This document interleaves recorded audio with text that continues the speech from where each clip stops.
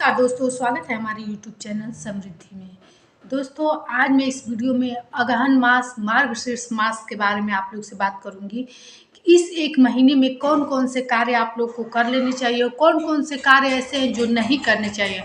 उसके पहले कौन कौन सी तैयारियां आप लोग कर लें और सभी महत्वपूर्ण बातें जान लें।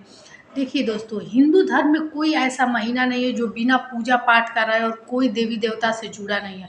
हर एक महीने में किसी न किसी देवी देवता का महत्व होता है और पूजा करना रहता है।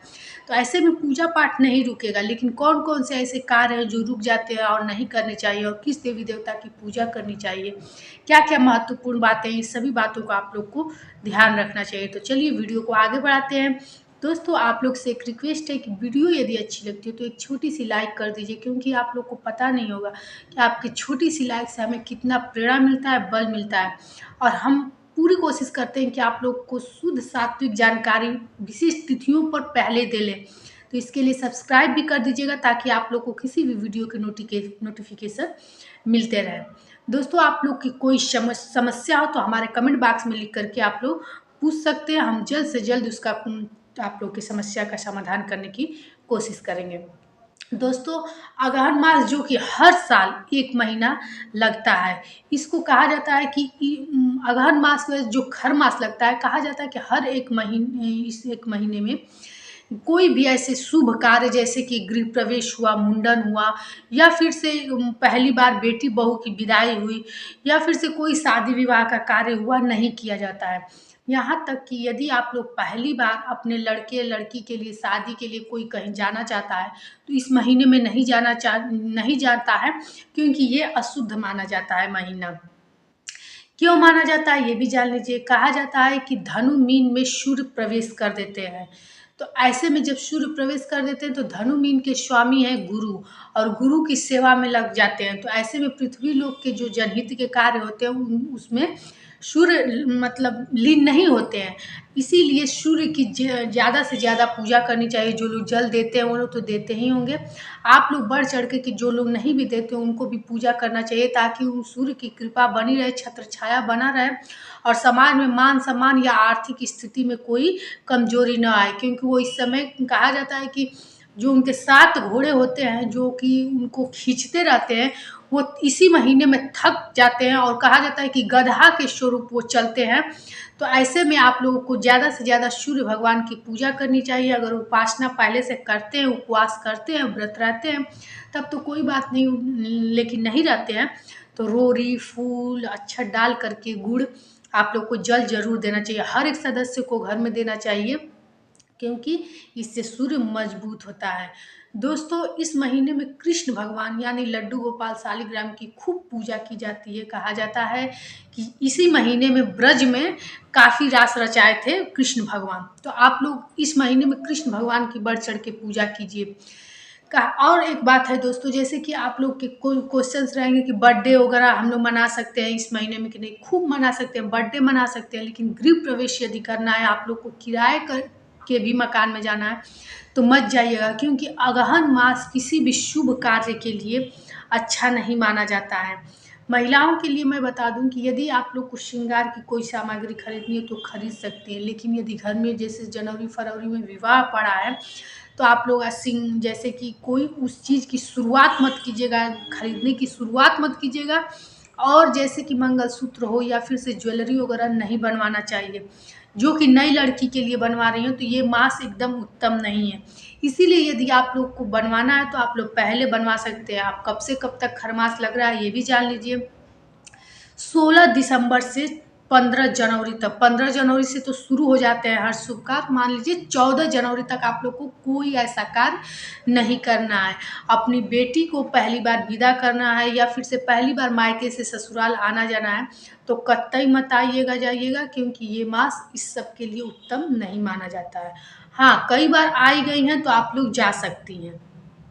इसी तरह से जैसे कि आप लोग बाल, इस समय तो जनरेशन बदल गया है तो महिलाएं बाल वगैरह कटवाती हैं। तो खरमास में यदि आप लोग पहली बार जैसे नई नई शादी हुई या पहली बार बाल और कटवाना चाहती हैं तो ये कार्य मत कीजिएगा। जनरेशन बदलने से हमारे शास्त्र नहीं बदलते हैं, इसलिए इस चीज़ को थोड़ा महत्व देते हुए आप लोग ये कार्य मत कीजिएगा। यहाँ मैं आप लोग को एक छोटी सी बात बताना चाहती हूँ दोस्तों। कि पहले कहा जाता था कि पति का नाम नहीं लिया जाता है, इससे पति की आयु घटती है। तो मैंने देखा है कि आजकल की लड़कियां मानती नहीं हैं, वो नाम भी ले लेती हैं। लेकिन जहाँ अभी मैंने कई वीडियो ऐसे देखे हैं कि पति का नाम लेने से आर्थिक स्थिति कमज़ोर होती है, तो कई लोगों को मैंने देखा है कि सजग हो गए हैं लोग। तो आर्थिक स्थिति से इतना आप लोग को मोह है और पति की उम्र से इतना एडवांस बनने की क्या ज़रूरत है? हमारे शास्त्र में जब ये लिख चुका है कि पति का नाम नहीं लेना चाहिए, इससे एक-एक दिन की आयु घटती है, तो नहीं लेना चाहिए। दोस्तों जैसे कि आप लोग को कोई अचानक से ऐसा कोई कार्य करना पड़े जो कि खरमास में ही करना पड़ रहा है, तो आप लोग उस कार्य को कोशिश कीजिए कि रोक दीजिए, नहीं तो गंगा जल आप लोग थोड़ा-सा मुख में डालकर उस स्थान पे तुलसी गंगा जल मुख में डाल कर के प्रवेश कर सकते हैं, कोई ऐसी बात नहीं है। लेकिन कोशिश यही करना चाहिए कि कहीं भी ऐसे शुभ कार्य मतलब शुभ कार्य या फिर से कहीं पहली बार जाना है तो शुरुआत नहीं करना है। खरमास और ग्रहण अगहन कहा जाता है कि अगहन मास जैसे कि अब शुभ कार्य शुरू हुए हैं अगहन मास में सभी शादी विवाह, तो आप लोग इसी में जितने भी शुभ कार्य हो सके तो समाप्त कर लीजिए। अब आप लोग को दान के लिए बता दूं कि खरमास में जो ये खरमास लगता है तभी खूब भयंकर ठंड शुरू होती है। तो ऐसे में आप लोग चाहें तो किसी को काला जूता वगैरह शनि की मजबूती के लिए काला बताए हुए, नहीं तो कोई भी वूलन चीज जूता, कंबल, स्वेटर वगैरह दान कीजिए। कि कहा जाता है कि ग्रहण दोष, ग्रह दोष दोनों समाप्त होता है इस चीज़ से। तो यदि आप लोग की थोड़ी भी स्थिति है तो अपनी पुरानी भी किसी ज़रूरतमंद को स्वेटर वगैरह आप लोग अपना दे सकते हैं। दोस्तों हमारी वीडियो अच्छी लगती हो तो एक लाइक कर दिया कीजिए, चैनल को सब्सक्राइब कर दिया कीजिए ताकि वीडियो के नोटिफिकेशन आपके पास पहुंचते रहें। दोस्तों मैं आप लोगों को ज़्यादा से ज़्यादा ये सोचती हूँ कि आप लोग के प्रश्न के उत्तर तुरंत मतलब कमेंट बॉक्स में लिखे हैं तो दे दूँ। लेकिन मेरे यहाँ टाइम ना होने के कारण मैं आप लोग से बताती हूँ कि मैं काफ़ी मतलब दिन में व्यस्त रहती हूँ, इसीलिए नहीं दे पाती हूँ। लेकिन आप लोग की यदि कोई भी समस्या हो तो आप लोग कमेंट बॉक्स में लिख करके पूछिए, मैं जल्द से जल्द उसको समाप्त करने की कोशिश करूँगी। अपने ज्ञान के द्वारा देखिए हम लोग तो सिर्फ एक माध्यम है, दूर तो भगवान ही करते हैं। इसलिए आप लोग अपनी समस्या लिखिए, हम अपने ज्ञान से आप लोग की समस्या को समाधान करने की पूरी कोशिश करेंगे। दोस्तों इस महीने में यदि आप लोग विष्णु भगवान की पूजा करें तो बहुत अच्छा माना जाता है। कहा जाता है कि विष्णु भगवान जहाँ पे रहते हैं वहाँ लक्ष्मी की आराधना करनी जरूरी नहीं रहती है। तो आप लोग विष्णु आराधना के लिए केले के पेड़ में चने की दाल, मुनक्का, हल्दी और गुड़ डाल करके प्रत्येक सदस्य को जल देना चाहिए। यदि आपकी कुंडली में मात्र गुरु ग्रह यदि मजबूत हो गया तो आपको फिर कोई उपाय, कोई पूजा करने की जरूरत नहीं। यदि आपके कुंडली में शुभ ग्रह हो गए गुरु, तो आपके जीवन में हर प्रकार का सुख, समृद्धि, सम्मान मिलेगा। आप दिनों रात तरक्की करेंगे।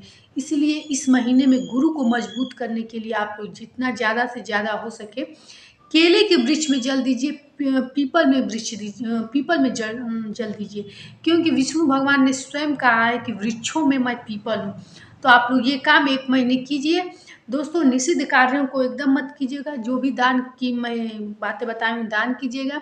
वीडियो अच्छी लगती है तो एक लाइक कीजिए, सब्सक्राइब कीजिए। फिर मिलेंगे एक ऐसी नई वीडियो के साथ। जय श्री राम।